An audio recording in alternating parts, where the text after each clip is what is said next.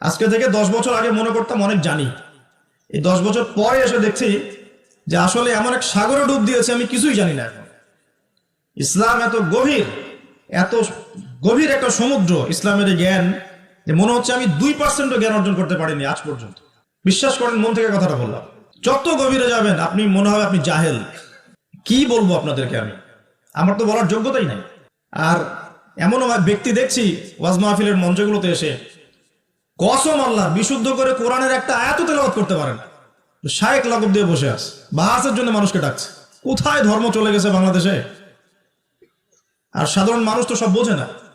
ওলামায়ে কেরাম যারা আছেন তাদের কথা সবার কাছে পৌঁছাচ্ছে না। তো এই ইন্টারনেটটা সবসময় উপকার করে নাই, অনেক সময় অনেক ক্ষতিও করেছে।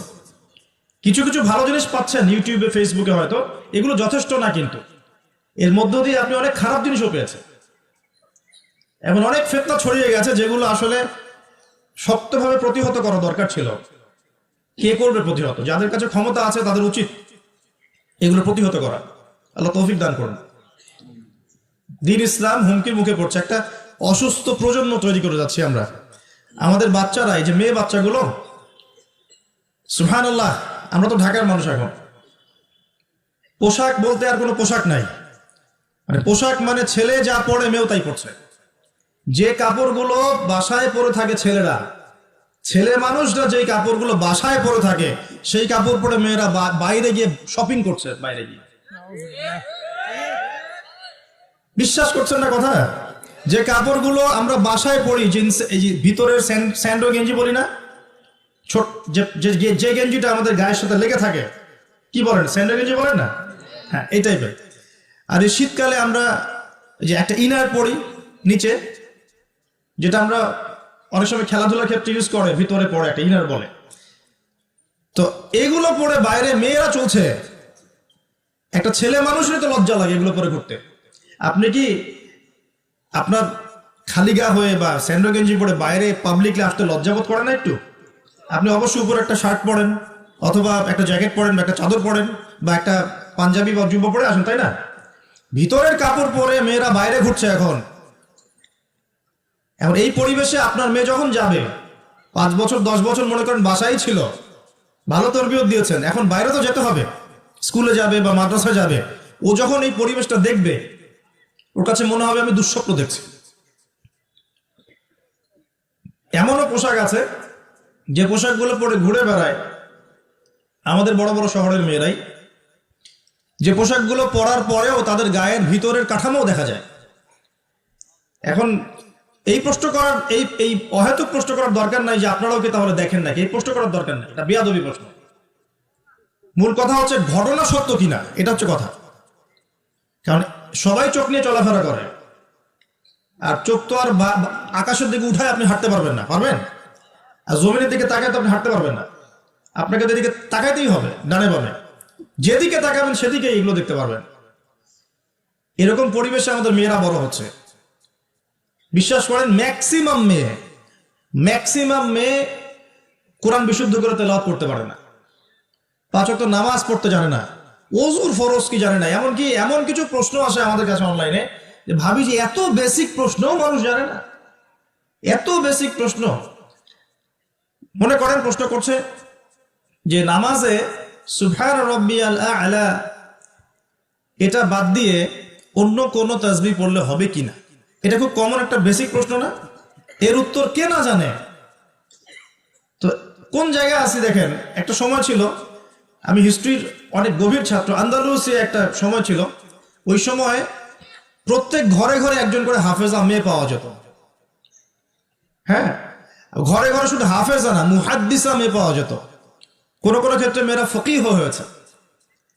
এখন দেখবেন বেসিক ওযুর মাসআলা, গোসলের মাসআলা, হ্যাঁ, ফরজ গোসলের মাসআলা, নামাজের ফরজ ওয়াজিব, হায়েজ নেফাসের মাসআলা, এই বেসিক মাসআলাগুলো আমাদের তরুণ প্রজন্ম জানে না। অথচ এদিকে পড়াশোনা করেছে 20 বছর 25 বছর। কোথায় পড়াশোনা করলেন আর কি শিখলেন? আর এত টাকা পয়সা খরচই বা কেন করলেন এর পিছনে? আমরা তো বলছি না যে জেনারেল শিক্ষায় শিক্ষিত হবেন না, কিন্তু ইসলামিক শিক্ষাকে বিসর্জন দিয়ে কি জেনারেল শিক্ষায় শিক্ষিত হতে হবে? ইসলামিক শিক্ষার কোনো দরকার নাই, দুনিয়ায় সবকিছু। আর জেনারেল শিক্ষায় শিক্ষিত হয়ে আপনি কি সত্যি আপনার শিক্ষা দিয়ে দেশ এবং জাতির খেদমত করছেন, নাকি একটা সার্টিফিকেটের জন্য আপনি দৌড়াচ্ছেন?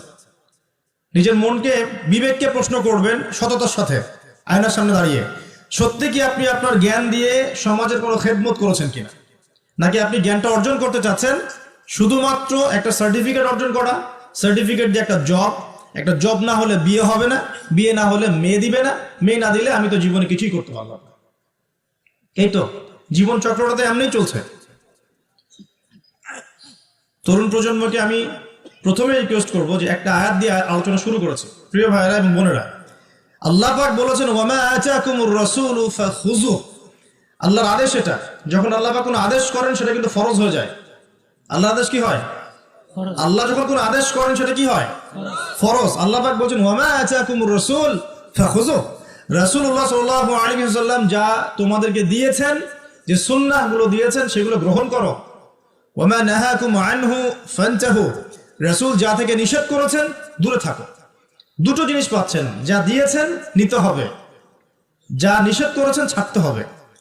শুধু যা দিয়েছেন নিব, যা নিষেধ করেছেন ছাড়বো না, এটাও কিন্তু হলো না। যা দিয়েছেন নিতে হবে, যা ছাড়তে বলেছেন কি করতে হবে? ছাড়তে হবে। আপনাকে দাড়ি ছাড়তে বলেছেন, ছেড়ে দেন। গোফ কেটে ফেলতে বলেছেন, কেটে ফেলেন। দুটোর উপর আমল হয়ে গেল। ঘুমাচ্ছেন আপনি, কেন মিউজিক শুনতে শুনতে আপনি কানের মধ্যে হেডফোন দিয়ে ঘুমিয়ে যাবেন? এটা কি রাসূলের সুন্নাত হলো নাকি? সুন্দর করে ওযু করবেন। এই রাত্রে থেকে আমল শুরু করেন ইনশাআল্লাহ, আজকে থেকে সুন্দর করে ওযু করবেন। যদি পসিবল হয় সূরা মুলক তেলাওয়াত করবেন। কোন সূরা?